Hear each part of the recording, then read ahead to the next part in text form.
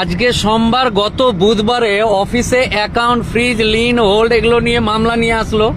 মাথায় পিঠে হাত দিয়ে বোঝালাম যে অতি দ্রুত সমস্যার সমাধান করতে হবে। ছত্তিশগড়ের পুলিশ এসে উঠিয়ে নিয়ে চলে গেছে। চলে যাওয়ার পরে মানে ওই আপনার 90,000 টাকার বাইক 60,000 টাকায় বিক্রি করে এখন অফিসের সামনে এসে সকাল 6টা থেকে বসে আছে। তো যখন বললাম তখন মানতে চাইলো না বা শুনতে চাইলো না।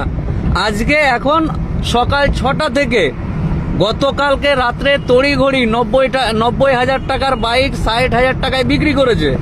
বিক্রি করে যেহেতু পুলিশ অ্যারেস্ট করে নিয়ে চলে গেছে, সেহেতু এখন ওই টাকা নিয়ে বসে আছে যে উকিলবাবু ছুটাবে বা ছত্তিশগড় যাবে, যে অ্যারেস্ট হয়েছে, বেল জামিন যা যা আছে সমস্ত কিছু করে আমার ভাইকে এনে দেন বা আমার স্বামীকে এনে দেন বা আমার ছেলেকে এনে দেন।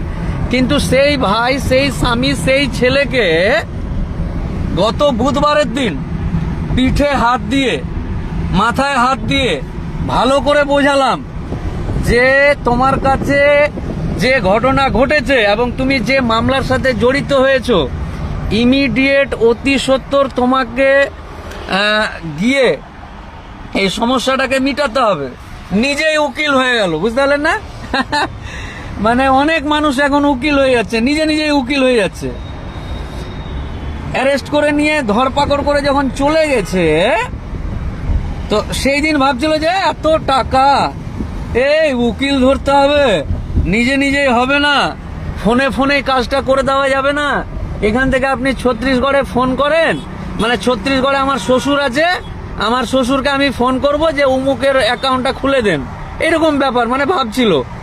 তো ছত্তিশগড়ে না আমি বিয়ে করেছি, না আমার শ্বশুর বাড়ি আছে, না আমার শ্বশুর মশাই আছে যে ছত্তিশগড়ের অফিসার, উকিলবাবুর ফোনে যেতে হবে না, টাকা পয়সা খরচ হবে না, উকিলবাবু ভালো মানুষ, তার শ্বশুরকে ফোন করলে খুলে দিবে বা কেসটা মিটিয়ে দিবে, এরকম তো ব্যাপার নেই।